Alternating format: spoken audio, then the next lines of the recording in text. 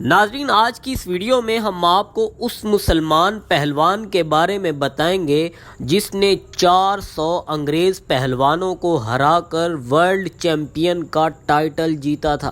Gama پہلوان رستم زماں تھا جو میاں محمد نواز شریف کی اہلیہ کلثوم نواز شریف اور ناصر بھولو پہلوان کے سگے نانا تھے، جبکہ مریم نواز شریف کے سگے پڑ نانا لگتے تھے۔ رستم زماں گاما پہلوان انتہائی عبادت گزار پہلوان بھی تھے۔ جوانی میں ایک وقت ایسا بھی آیا تھا جب گاما پہلوان کو جنات نے تنگ کرنا شروع کر دیا تھا اور انہیں خوابوں میں آ کر بہت زیادہ پریشان کرتے تھے۔ جنات اور پہلوانوں کا ایک دوسرے کے ساتھ ابتدا سے تعلق واسطہ بڑا گہرا ہے۔ اس کی وجہ یہ ہے کہ جنات کی سویر آدھی رات کو ہوتی ہے۔ یہ وقت ان کی خفیہ طاقتوں کے جوبن کا ہوتا ہے۔ یہی وہ وقت ہے جب عامل حضرات جنات وغیرہ کو قابو کرتے ہیں۔ پہلوان بھی آدھی راتوں کو اکھاڑے کیا کرتے آ رہے ہیں، جس سے ان کا ٹکراؤ ہوتا رہا ہے۔ جنات وغیرہ کے ان سحری اوقات سے بچنے کے لیے ہی پہلوان اپنے مذہب اور عقیدے کے مطابق تعویذ پہنتے اور جھاڑ پھونک کرنے کے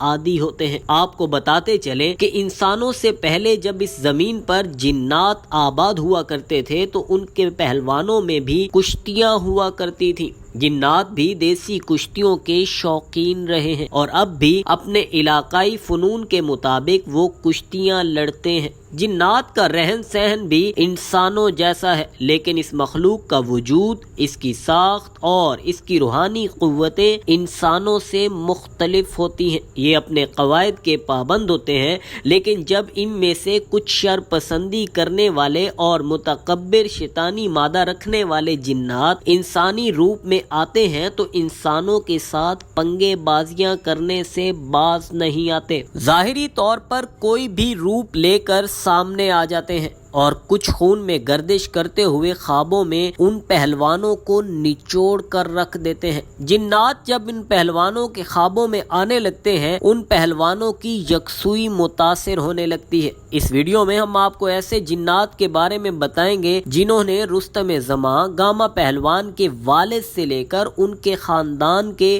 بہت سے لوگوں کو تنگ کیا تھا اور انسانی روپ میں آ کر ان کی پہلوانی کا امتحان لیتے تھے۔ ممتاز صحافی اور پہلوانوں اور جنات کے محقق شاہد نذیر چودھری لکھتے ہیں کہ گاما پہلوان رستم زماں اور امام بخش پہلوان رستم ہند کو جودھ پور میں 3 سال کا عرصہ بیت گیا تو ایک رات گاما پہلوان رات کو سوتے وقت خواب میں بڑبڑانے لگا۔ اس کا ماموں ایدا پہلوان پاس سویا تھا۔ اس نے دیکھا کہ گاما نیند کی حالت میں کسی سے لڑ رہا ہے اور اس کے ہاتھ پاؤں تیزی سے یوں حرکت کر رہے ہیں جیسے کسی کو پیٹ رہا ہو۔ ایدا پہلوان نے جھٹ سے گامے کو جھنجھوڑا۔ گامے کی آنکھ کھل گئی۔ وہ تیزی سے اٹھ کر چارپائی پر بیٹھ گیا اور ماموں سے پوچھنے لگا، ماما کہاں گیا وہ ذرا دیر ٹھہر جاتا تو آج اس کی چٹنی نہ بنا دی ہوتی تو میرا نام بھی گاما نہیں ہوتا۔ کون ہے؟ کس کی بات کر رہے ہو گامے پتر؟ ایدا پہلوان نے پریشانی سے پوچھا۔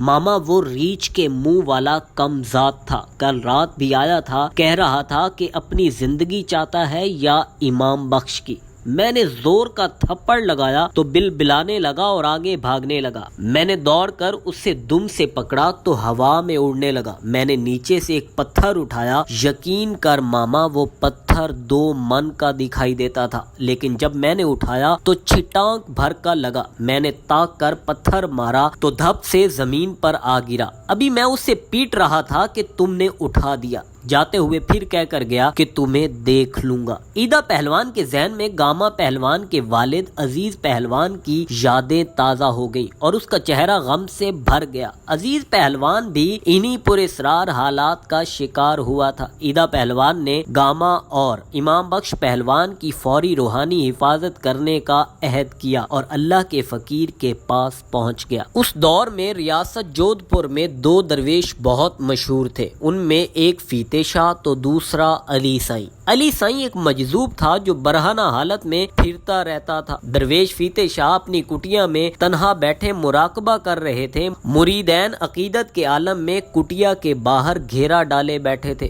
عیدہ پہلوان کو بتایا گیا کہ حضرت فیتے شاہ مراقبہ میں ہوں تو کسی سے نہیں ملتے، البتہ مراقبہ کے اختتام پر ملاقات کی اجازت ہوتی ہے، مگر وہ بھی ان کو جنہیں حضرت فیتے شاہ یاد فرمائے۔ اب یہ سائل کی قسمت پر منحصر ہے کہ اسے درویش بابا یاد کرتے ہیں یا نہیں کرتے۔ صبح سے دوپہر ہو گئی لیکن مراقبہ ختم نہ ہوا۔ عیدہ پہلوان بھی ٹلنے والا نہیں تھا، وہ خالی واپس نہیں جانا چاہتا تھا۔ اس نے اٹل فیصلہ کر لیا کہ اپنے بھانجے کے حق میں دعائیں لے کر ہی جائے گا۔ دوپہر بھی ڈھل گئی، اب عصر کا وقت ہو چلا تھا جبکہ اندر سے ایک گونجدار آواز سنائی دی، عیدہ پہلوان جا تیری سنی گئی، تیرے گامے کو کچھ نہیں ہوگا۔ عیدہ پہلوان کھل اٹھا۔ بتایا جاتا ہے کہ جس روز سے حضرت فیتے شاہ نے گاما کے حق میں کلمہ خیر کہا تھا، اس کے بعد جب تک گاما ریاست جودھ پور میں رہا اس سے کوئی ڈراؤنا خواب نہ آیا۔ اللہ کے ولی فیتے شاہ کی دعا نے گاما پہلوان اور اس کے پیدائشی جنات کا روحانی حصار اتنا مضبوط کر دیا تھا کہ آخری وقت تک گاما پہلوان کو کسی جناتی اور شیطانی خواب نے تنگ نہیں کیا۔ ناظرین، اگر آپ کو یہ ویڈیو پسند آئی تو ہمارے چینل انقلابی کو لائک اور سبسکرائب کریں تاکہ آپ کو آنے والی ویڈیوز وقت پر مل سکیں۔